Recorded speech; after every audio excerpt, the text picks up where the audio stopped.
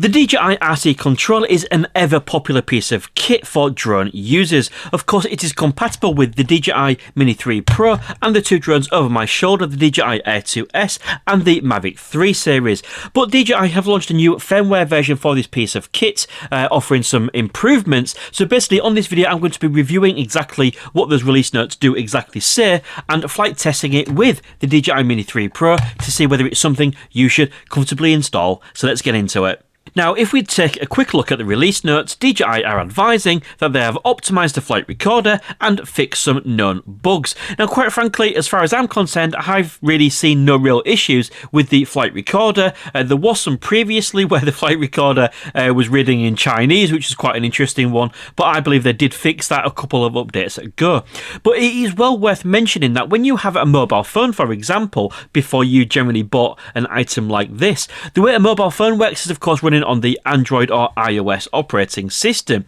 And what basically happens is when you do update the new DJI Fly app to the latest version, you simply do it through the operating system.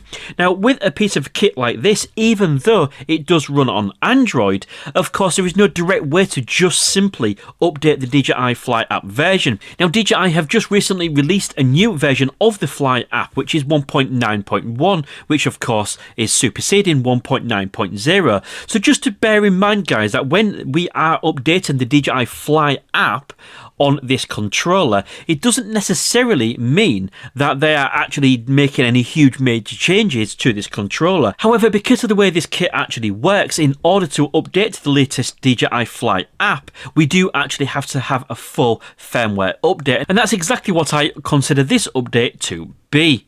So I have been out flying with the DJI Mini 3 Pro just to put this controller through its paces.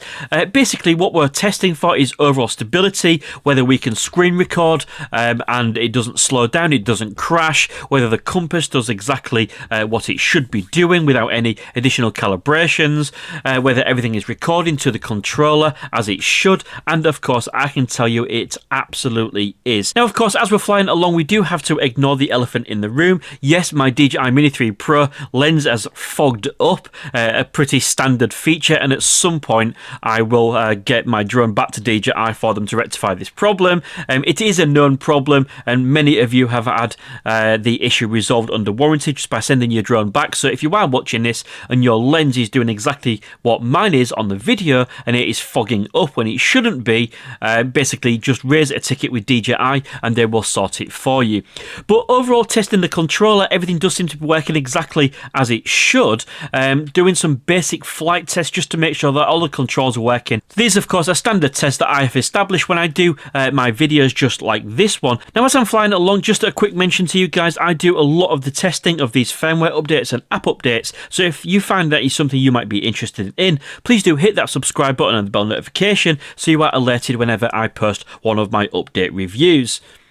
Now, one simple test I like to do on my flight tests or when I'm checking out firmware for something such as this is just a simple return to home test. Hit that return to home and just make sure the drone that I'm using gets its way back all the way as it should. And as you can see, it has done that absolutely perfectly. So generally, overall, not a long video on this one. Basically, being out testing this controller with the new firmware and the new app version 1.9.1, there is no additional features that I can see. A flight test with the DJI Mini 3 Pro performed absolutely perfectly. So overall, I would say that it is perfectly fine to install this update, and I cannot see that you're going to have any adverse effects. Simple things like the compass direction seem to be perfectly fine for me as well, which of course is hugely important. So that wraps up this video for today. There wasn't really much to talk about because I really found no faults. Everything seemed to work exactly as it should. So really not a huge video I can really stretch this out to, really. However, if you are interested in the DJI Mini 3 Pro and want to see how well this guy actually performs in a video and picture quality shootout between some of its main competitors, including some more expensive DJI drones, watch this video right here, and I think it's going to be something you'd really find interesting.